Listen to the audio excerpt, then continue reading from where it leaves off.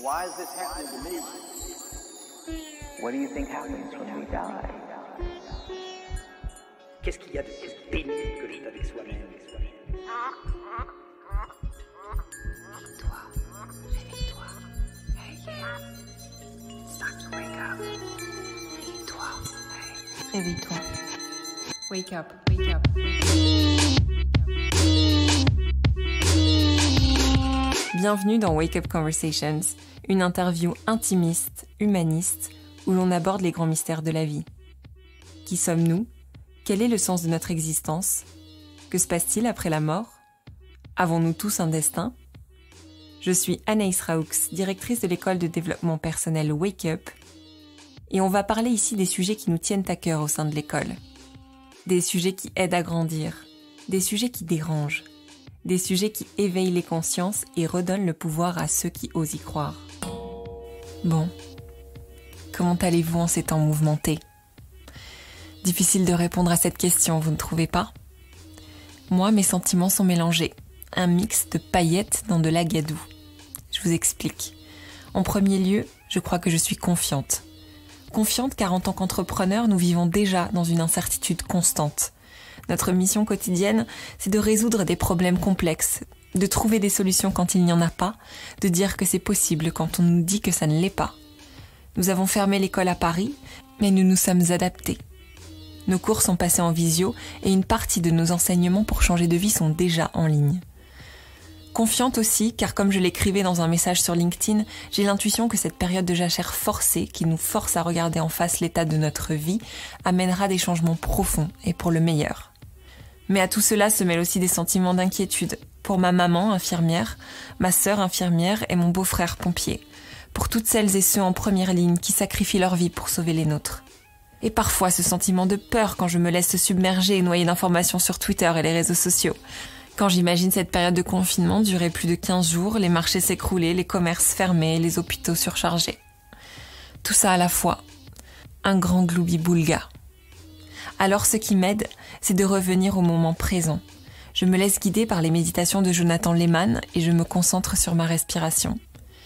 Je me rappelle du message de Stéphane Alix qui dit que la vie est bien courte et qu'il est impossible de dépasser un certain seuil de compromis.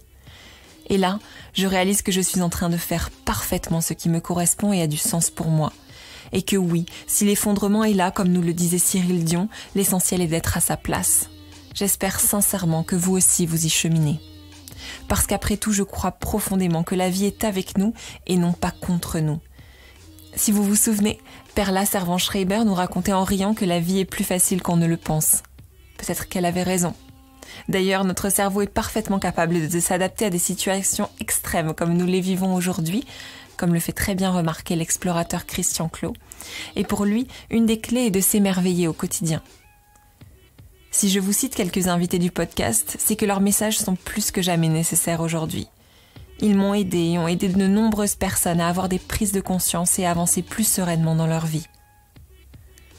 Si vous n'avez pas écouté ces épisodes, allez-y, promis. Vous vous sentirez plus léger après. Et si vous les avez déjà écoutés, alors c'est parfait, parce que j'avais envie de vous partager un dernier message qui clôturera cette saison du podcast à merveille. Il y a près d'un an, j'ai invité Patrick Burensteinas dans notre Wake Up Book Club pour parler du livre L'Alchimiste de Paulo Coelho. Il nous livre l'essence de ce que sont l'alchimie et le bonheur, et je crois que c'est le genre de message que nous avons besoin d'entendre. Allez, installez-vous confortablement, je vous emmène dans ce dernier épisode de la saison avec Patrick Burensteinas. Bonjour. Bonjour. Bonjour Patrick, bienvenue. Merci. Dans notre tente berbère avec un ciel étoilé. Bon Patrick, donc, comme vous l'avez compris, on parle ici du livre de l'alchimiste de Paulo Coelho. Et donc vous êtes alchimiste. Ce qu'on sait en tout cas de l'alchimie, selon la culture populaire, l'alchimie c'est transformer le plomb en or. Et dans le livre, l'alchimiste, c'est aussi celui qui guide Santiago à écouter ses signes, à écouter son intuition, son cœur et à interpréter le langage du monde. Et donc ma question, elle est toute simple, c'est qu'est-ce que ça veut dire être alchimiste aujourd'hui en 2018 ? C'est une bonne question. Qu'est-ce que ça veut dire d'être un homme en 2018 ? Qu'est-ce que ça veut dire de vivre dans l'univers ? Qu'est-ce que ça veut dire de chercher le bonheur ? Mais justement, ça veut peut-être rien dire. Et quelque chose d'important quand on parle d'alchimie, on dit c'est transformer le plomb en or. Non, c'est transmuter le plomb en or. Transformer, c'est prendre une forme pour faire une autre forme. Transmuter, c'est prendre la forme et la faire disparaître. Alors l'alchimiste se dit, il y a deux manières de vivre sa vie. La première, c'est améliorer son incarcération. La deuxième, c'est sortir de la prison. Alors peut-être que la quête de l'alchimiste, et c'est pour ça que tout à l'heure on a entendu persévérer, percez et vous verrez, c'est peut-être se rendre compte de son enfermement et de voir qu'il y a quelque chose dehors. D'ailleurs, ce qui est très drôle, c'est que quand on demande à quelqu'un d'où tu viens, on dit de quel endroit. Mais s'il vient d'un endroit, c'est quelque part, il y a un envers. Alors la quête n'est pas la quête de l'endroit, mais la quête de l'envers. Et peut-être que justement, d'ailleurs, on trouvera cette couleur verte qui nous parlera de l'envers. Et à chaque fois que c'est la vérité, on entend toujours cette musique. À chaque fois qu'on a des vertus, on entend toujours cette musique. Peut-être que la quête de l'alchimiste aujourd'hui, c'est comme celle de nous tous, c'est trouver le bonheur. Et le bonheur, c'est extrêmement simple, c'est dit dans le mot, le bonheur, c'est la bonne heure. Et quand on fait un cadeau à quelqu'un, c'est toujours un présent. Eh bien, c'est la quête du moment présent. Waouh. Je vais renoter ce que vous avez dit. On va refaire depuis le début. C'est magnifique. Alors c'est un jeu, évidemment, c'est un jeu ou un jeu de mots, mais ça veut dire qu'on cherche vraiment le bonheur. Et la question qu'on peut se poser, on l'entend, on a parlé de sa légende personnelle, on a parlé de son bien-être. D'ailleurs, c'est un pléonasme, quand on est bien. On n'a pas besoin de bien-être, c'est quand on n'est pas, qu'on n'est pas bien. Donc trouver sa place dans le monde, mais est-ce qu'on a vraiment une place? Si je suis dans chaque chose et que chaque chose est en moi, il n'y a pas de distance, il n'y a pas de limite. J'ai entendu parler de liens aussi, on se lie les uns aux autres. Mais est-ce qu'on est déjà déliés? Jamais, on ne le sait pas par contre. Et peut-être que la clé justement du bonheur, c'est de vivre l'intensité du moment présent. Chaque chose a sa place, nous aussi, mais on ne sait pas pourquoi. Mais si on se pose la question de savoir pourquoi on est bien, on ne l'est plus. Donc on va voir qu'il y a bien deux perceptions des choses. Une manière d'être dans ce que je suis et dans ce que je fais, et une manière de s'observer en train de faire les choses. Peut-être que la clé, c'est d'arrêter de s'observer et d'être à l'intérieur de ce que je fais. Et c'est ce que cherche l'alchimiste. C'est pour ça que l'alchimiste travaille dans un laboratoire, moitié labor et moitié oratoire, moitié dans la matière et moitié dans l'esprit, et que pendant 3 étapes, il va travailler dans la matière, il va matérialiser les choses, il va faire, et puis à un moment, il va se rendre compte que le faire l'enferme, et donc il va commencer à défaire. Et il va passer par une étape qui est la contemplation. La contemplation, c'est l'ouverture du temple. Donc ça veut dire que je ne fais rien, mais j'attends rien, parce que si j'attends quelque chose, c'est une perfusion. Là, la clé, c'est de dire, je suis capable de me mettre quelque part, de percevoir encore toute chose, mais sans rien attendre. Et c'est aussi ça le bonheur. Et à partir de ce moment-là, quand je suis dans cet état où j'arrête de faire, il y a des choses qui vont venir tout seuls. C'est une espèce comme du thé, c'est une infusion. Donc à partir de ce moment-là, pour que ça vienne tout seul, il faut que j'arrête de faire. Et aujourd'hui, on est dans un monde de faire. C'est-à-dire qu'on n'arrête pas de faire, on fractionne en permanence. Le fractionnement, c'est le diabole, c'est ce qui sépare, contrairement au symbole qui rassemble. Donc arrêtons de faire, et c'est pour ça qu'on trouve toujours des méthodes, on trouve toujours des techniques, surtout nous, occidentaux. Peut-être que la clé, c'est d'arrêter, d'avoir des techniques, et justement de dire, je me mets dans un endroit, je ne fais rien de particulier, qu'est-ce qui va venir? Vous parliez de signes tout à l'heure, mais je peux les voir que si j'arrête de faire. Si j'ai le nez dans quelque chose, je ne vais même pas voir ces signes-là. D'ailleurs, on s'aperçoit que les signes, on les voit à des moments particuliers, et dans un état particulier. Et je suis absolument convaincu que moi, les signes, c'est pas comme ça que ça marche. C'est-à-dire, ils viennent pas de l'extérieur, mais ils viennent de l'intérieur. Et comment ils viennent de l'intérieur? Quand vous êtes dans une maison et qu'il y a une porte de sortie, s'il y a des meubles entre vous et la sortie, vous ne voyez pas la sortie. Si les meubles sont dans vos têtes, même s'il n'y a pas de meubles dans la place où vous êtes, vous ne verrez pas la sortie non plus. Donc l'idée, c'est comment on va éclairer le chemin. On peut dire à un moment, tout est à sa place, vous aussi, on est rectifié, et c'est comme si on avait une lampe, et cette lampe va maintenant éclairer un chemin. Si cette lampe frappe un verre, maintenant, il va y avoir une espèce de récurrence. C'est-à-dire que la lumière qui va être après, qui jalonne mon chemin, va rebondir sous la forme de verre. Et je vais voir des signes de verre partout. Mais ça veut dire que le verre a un sens. Ça veut juste dire qu'il jalonne mon chemin. Si ça avait été un pot de fleurs, je verrais des pots de fleurs partout. Si je pense à un chiffre au moment, ça aurait été le même chiffre partout. Un peu comme les signes bleus que tu... Voilà, mais ça ne veut pas dire que le signe a un sens. Ça veut juste dire que c'est la première chose que mon attention a touchée pour diriger sur le chemin. Alors les signes n'ont pas de sens, mais ils sont toujours bons pour nous puisqu'ils nous indiquent un chemin. Par contre, est-ce que c'est un bon chemin? Ça, on n'en sait rien. On a toujours les gens qui disent, mais alors on suit une voie, qu'est-ce qui prouve qu'elle est bonne? Bah rien. Rien ne prouve qu'elle est bonne, mais si elle n'est pas bonne, on en change. Bon, il y a toujours une phrase qu'on dit, rare humanum est, mais on oublie toujours le perseverare diabolicum, qui veut dire l'erreur est humaine, mais c'est persévérer dans l'erreur qui est diabolique. Mais on est là pour faire des erreurs, et tant mieux. Mais par contre, si ça fait mal et qu'on continue, c'est là que ça ne va pas. C'est le syndrome de la mouche. Vous savez, vous avez un carreau avec une mouche, et puis il y a la fenêtre ouverte à côté. Et que fait la mouche? Elle se tape sur le carreau. Et vous, un jour, vous avez décidé de devenir le dieu des mouches. C'est-à-dire, vous dites, je vais prendre la mouche, puis je vais sauver la mouche. Alors vous prenez la mouche, vous la mettez à côté, et qu'est-ce qu'il a fait? Puis il revient se taper sur le carreau. Mais heureusement, nous, on ne fait jamais ça. Mais si, bien sûr. Donc l'idée, encore une fois, les gens aussi disent, mais qu'est-ce qui prouve qu'une voie est bonne? Et à quoi ça sert? Mais ça sert surtout à rien. Parce que si ça sert, ça nous enferme, ça nous met dans quelque chose. Et d'ailleurs, ce n'est pas la voie qui sert à quelque chose, c'est nous qui servons la voie. C'est là où on transmet quelque chose. Et quand on transmet, la transmission, c'est mission à travers. Donc c'est quelque chose qui passe à travers. Donc en gros, on n'y est pour rien, mais on doit être le plus transparent possible. Et le plus transparent, c'est celui qui traverse les apparences, mais c'est celui qui n'a plus besoin de ses parents non plus. Alors ses parents, après vous l'entendez comme vous voulez, c'est ses parents ou ses parents. Ça, je ne sais pas. Voilà ce qu'un alchimiste peut faire aujourd'hui dans le monde des hommes. Il va utiliser des outils qui sont à la fois des outils matériels, prendre une matière, et pour lui, la matière est un obstacle. Donc, il va se dire, bah, je vais purifier, je vais râper cette matière, je vais retirer des peaux. D'ailleurs, on est des pèlerins. Le pèlerin, c'est celui qui se pèle c'est celui qui retire ses peaux. Et donc, transmuter du plomb en or, le plomb a 7 voiles. Si je retire un voile, c'est de l'étain. Si je retire 2 voiles, c'est du fer, ainsi de suite.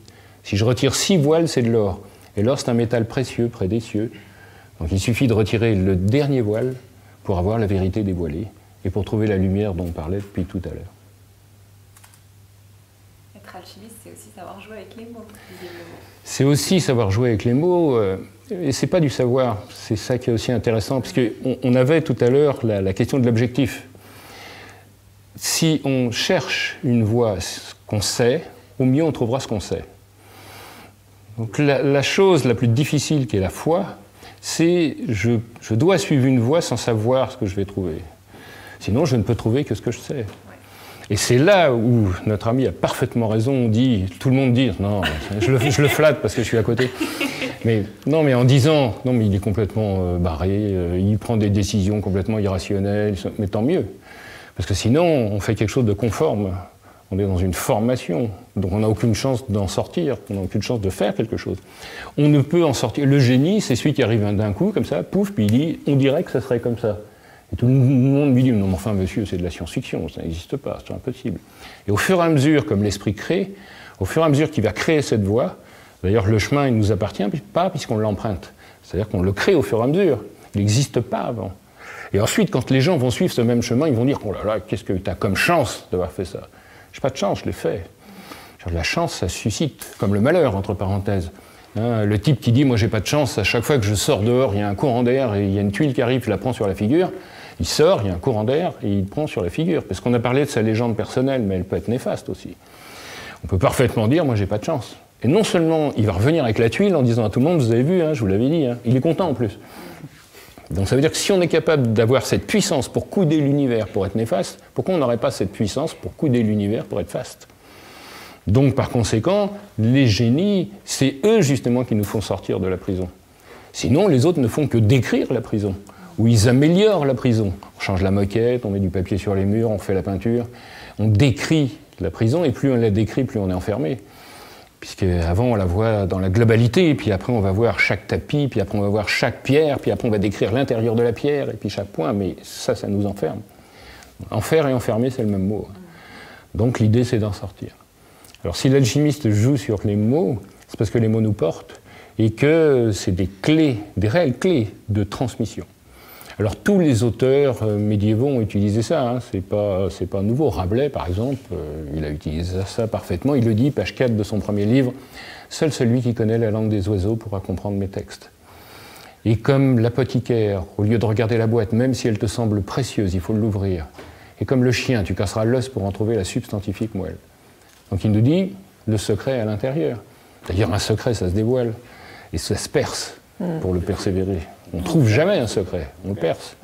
Donc continuons à percer. Et les mots sont tellement simples et c'est quelque chose que nous portons tous et qui sont, à la fois c'est comme aller aux champignons, c'est extrêmement jouissif. Quand on voit le sens d'un mot et qu'on se dit, tiens, quelqu'un porte des lunettes, ça veut dire lunettes, bah ouais, c'est à ça que ça sert. Bah ça, on se dit, tiens, waouh, j'ai découvert un truc, ça y est, je deviens un génie. C'est vraiment de découvrir. Je ne l'avais pas du tout. Non, mais il y en a plein comme ça, il y en a plein. Alors là, il y a plusieurs manières. On l'appelle la langue des oiseaux parce que c'est une langue très volatile, une langue subtile. Et quand on fait disparaître quelque chose, c'est bien dit disparaître. Puisqu'on arrive dans ce monde, on apparaît, on quitte ce monde, on disparaît, on fait que paraître. Donc la clé, c'est on est quand. Donc pour être, il faut faire disparaître. Et faire disparaître, c'est volatiliser. Donc la langue des oiseaux, donc la langue des volatiles. Et c'était aussi la langue verte, parce que le vert a la connaissance des choses cachées, puisque c'est à l'envers. Donc cette langue verte, on dit encore, tu m'as répondu vertement. Et quand au Moyen-Âge, on avait des secrets de fabrication et qu'on ne voulait pas que notre voisin le connaisse, on utilisait une langue secrète, on utilisait des clés, on utilisait des jeux de mots. Et évidemment, quand les bâtisseurs ont commencé à faire des cathédrales, c'était du gothique flamboyant, mais les gens étaient habitués à du romane, donc ils ont dit c'est Beaubourg, quoi. Ils ont détesté. Et ils ont dit c'est un art de sauvage, et les sauvages c'était les Goths, donc c'était l'argote et c'est devenu l'argot. Donc cette langue, l'argot, qui est une langue que les autres ne comprennent pas, ou le patois, parce que le patois c'est patois. Et une autre, pour rebondir là-dessus, une autre des clés en plus de ces jeux de mots, ce que je comprends, c'est que vous dites que purifier, c'est ouvrir la matière, c'est ouvrir l'esprit, et que pour ouvrir son esprit, vous le mentionnez à l'instant, c'est un peu retrouver son âme d'enfant, ou retrouver son esprit d'enfant. Et donc nous, on est un peu comme Santiago, ici on est à la recherche, vous l'avez compris en nous écoutant, de notre légende personnelle, à interpréter ces signes. Du coup, comment est-ce qu'on peut faire pour retrouver notre âme d'enfant ? Bon, on ne peut surtout pas faire, encore une fois. Ah, oui, c'est ça. Et oui, parce que je me suis dit. Celui qui parle de fer est dans la prison. Il a des fers. Hein. On a toujours cette vision d'enfermement.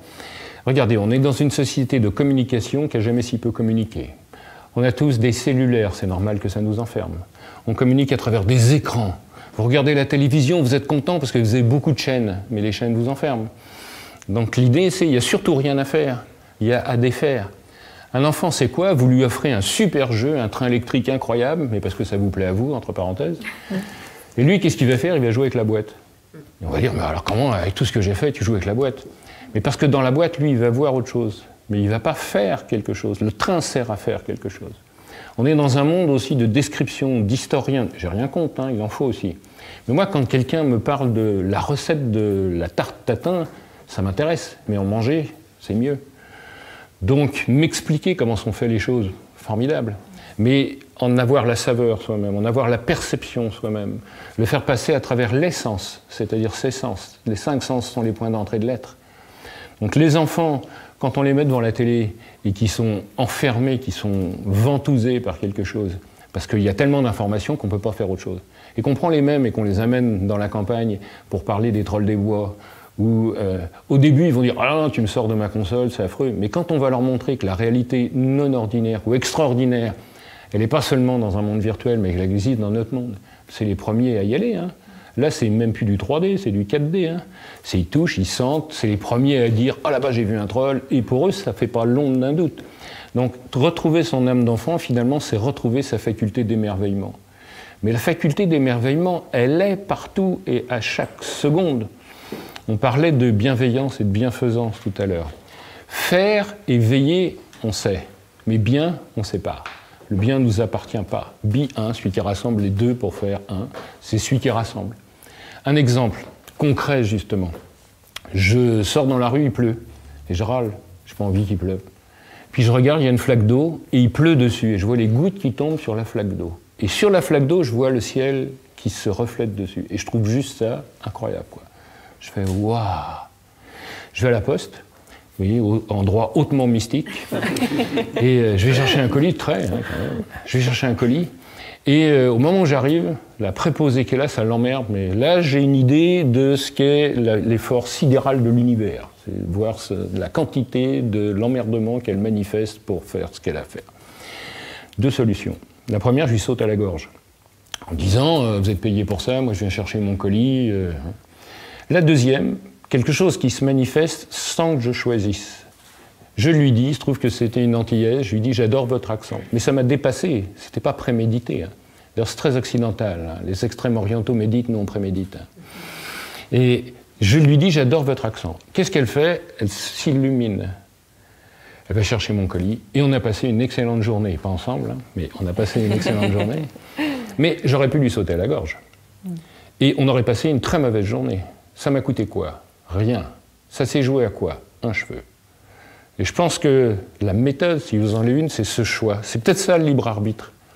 C'est le choix de laisser parler les émotions, l'agitation, ou le choix de laisser passer l'amour, en se posant la question de savoir ce que c'est.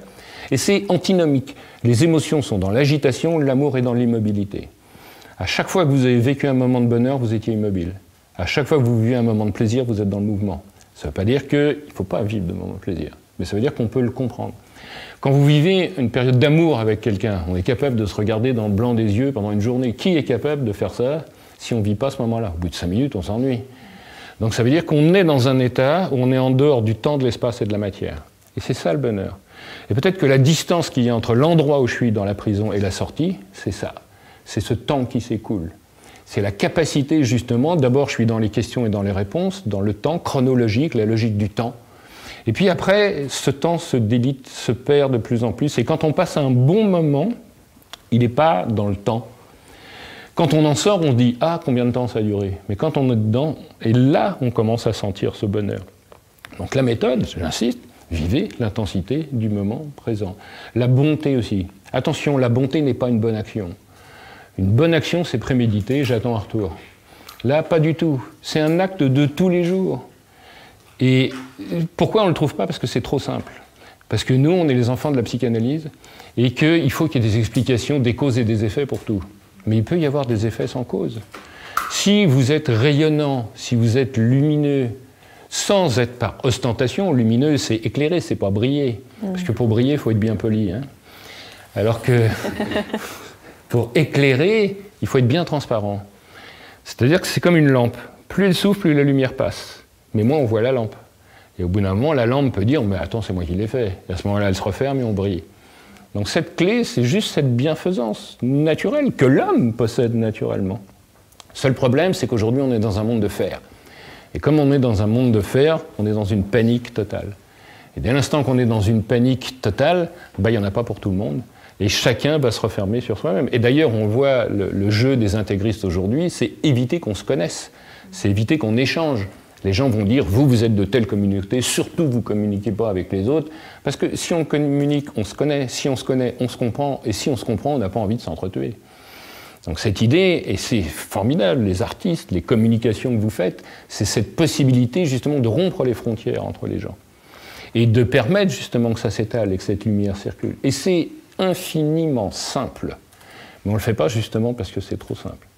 Et il n'y a pas de méthode, on n'a pas besoin d'aller chercher la fleur sacrée au fin fond du Tibet. D'ailleurs, le livre le dit, il dit ce que vous cherchez, c'est sous vos pieds.